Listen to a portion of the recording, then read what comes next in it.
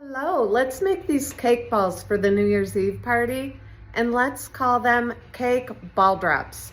Here we go. For this recipe, you'll need a white cake mix and a jar of frosting, and to make the cake, you'll need oil, 3 eggs, and water. And we're going to need white candy wafers, lollipop sticks, and sprinkles of your choice. The first thing we're going to do is bake the cake according to the box instructions and let it cool.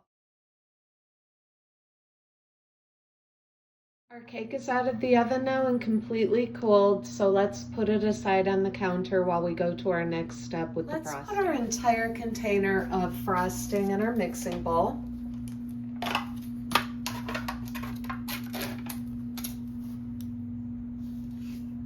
And I'll see you back here when that's all in there. Next, let's break up our cake into lots of pieces and just throw it into the mixing bowl on top of the frosting.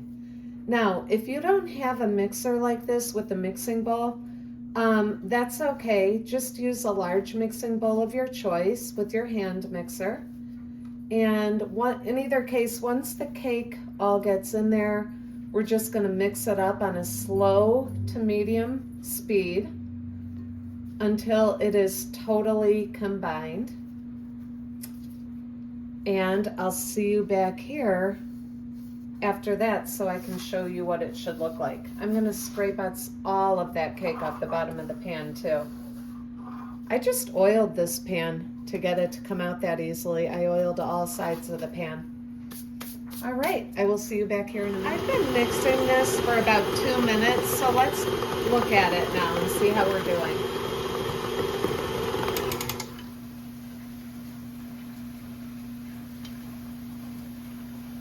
All right, it's starting to look pretty good.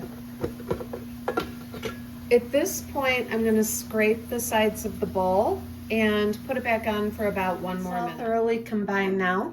So my next step is to line a large tray of some kind, or a cookie sheet, I guess, with a piece of parchment paper. You can just get parchment paper at your grocery store or at Target or just anywhere you shop. I think mine is maybe from Target, I'm not sure. Next, I'm going to take my cookie scoop, which I've shown you before in other recipes. If you do not have one of these, you can use a large tablespoon. But also, I need to tell you, this is the best investment you could make. It's like $5, and it just makes cookie making and dessert making so much easier. So I'm scooping out 1 scoop of this, rolling it into a ball, and placing it on my parchment paper. And we're gonna do this until all the dough is used up. And I'll see you back here when we have the dough used. Remember, as we're doing this, these are already cooked, so we don't have to cook these again. We put our baked cake in with our already prepared frosting and mix this all up. So we have no more baking to do. Right, I was able to fit about 2 dozen onto this plate, and I'm now going to pop them in the refrigerator for 3 hours to let them chill. And as an aside, these are gonna make about 4 dozen cake balls. This recipe, like I said, this is 2 dozen.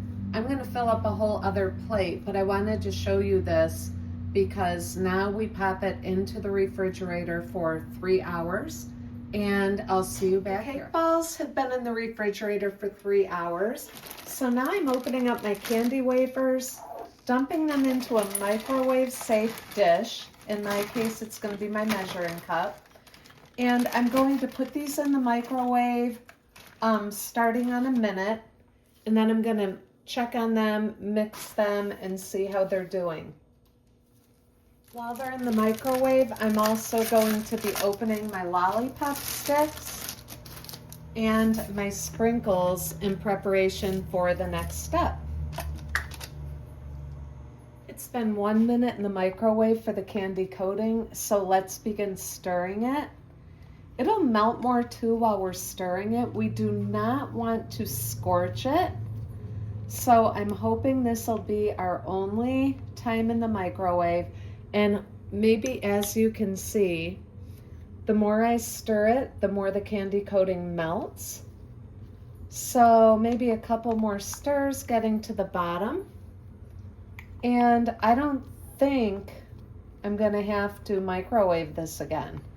If you feel like you do, just put it in for like 10 or 15 more seconds and keep checking on it. Actually, I'm seeing some lumps, so I am gonna put it in for 15 more seconds.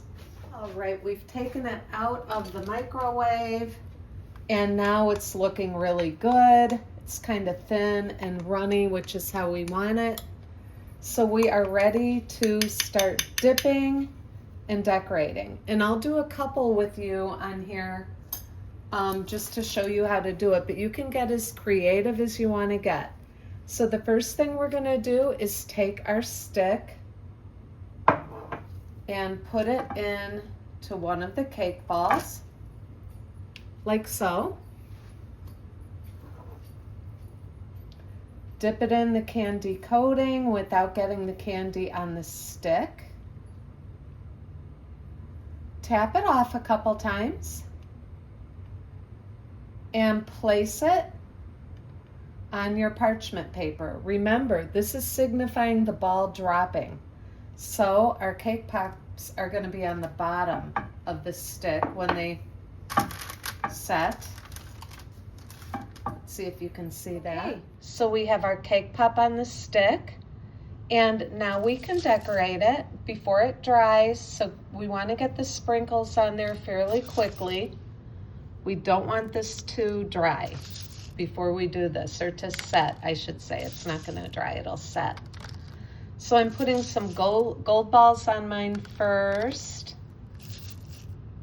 because they're the bigger sprinkles. And then I'm also going to put some silver glitter on here just to kind of get the combination of the gold and silver. But you can decorate them any way you want. And remember, the ball is going to be on the bottom to signify the ball dropping. Many times when we do cake pops, we have the cake pop on top and we set them in a holder to dry the opposite way than this. But aren't those pretty? I'll be back with you when we have a few guys. They're all dipped and I put them on a fresh piece of parchment paper and I'm going to stick them back in the fridge for 10 minutes.